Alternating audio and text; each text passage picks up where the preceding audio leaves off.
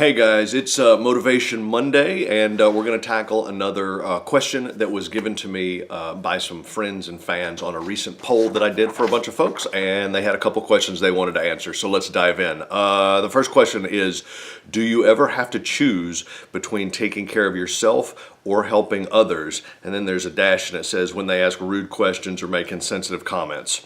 So it sounds like there's actually two issues right there. So we'll answer the first question. Do you ever have to choose between taking care of yourself or helping others? To which I say, always take care of yourself first. It reminds me of when you're on a plane and the flight attendants tell you that in case of an emergency, a little mask is going to drop from the ceiling. And if you have a child with you, they tell you always put the mask on yourself before you put the mask on the child. And the reason that is because if you don't put that mask on first and you go unconscious, you're not going to be able to put the mask on the child. So in my mind, always taking care of yourself first is the most important thing. Now, perhaps you're a charitable person and you say, oh, I want to give a bunch of money or I want to give a bunch of time toward charity. Well, even then, let's say you want to give a bunch of money toward charity. If you're not taking care of your own business, if you're not making a bunch of money, then you won't have the money to give to a charity. So I absolutely think we should take care of others, but I think you have to take care of yourself first. Now, about the next part of that question, it said when they ask rude questions or make insensitive comments. I say you have to protect yourself emotionally. I remember years ago I was listening to sort of a self-help type of course, and they said that you have to, if there are people in your life who are constantly a drain on you, who are constantly negative, who are constantly against your dreams and your goals when you share them with them, then you have to remove those people from your life.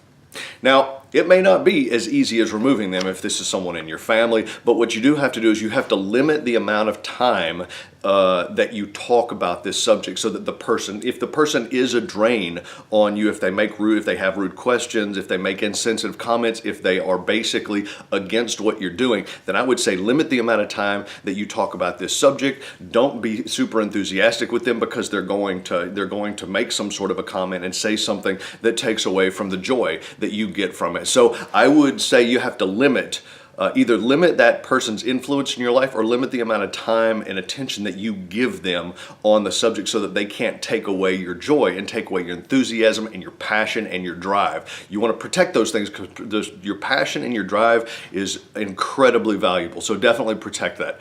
The second question that they asked was, what's the best thing to do when you feel defeated? Well, the best thing that I do is that I realize that tomorrow is a brand new day. For me, a lot of times I get up in the morning, I have a ton of energy. I'm working that day. I'm working it hard. I'm just attack. By the end of the day, I'm tired. And if I have had a tough day, if there's something going on and I just feel like I'm just defeated and not getting anywhere and super frustrated, then the end of the day is the worst time of day for me. I really, at that point, everything just gets amplified.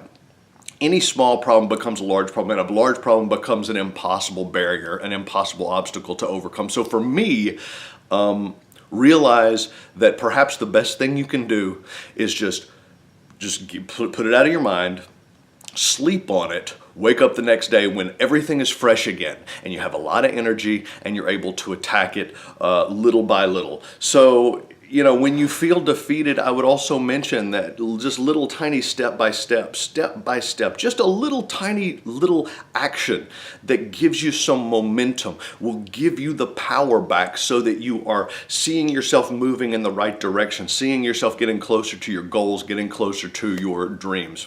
So there you go. That's Motivation Monday. I hope you have a fantastic week, and I'll see you next time.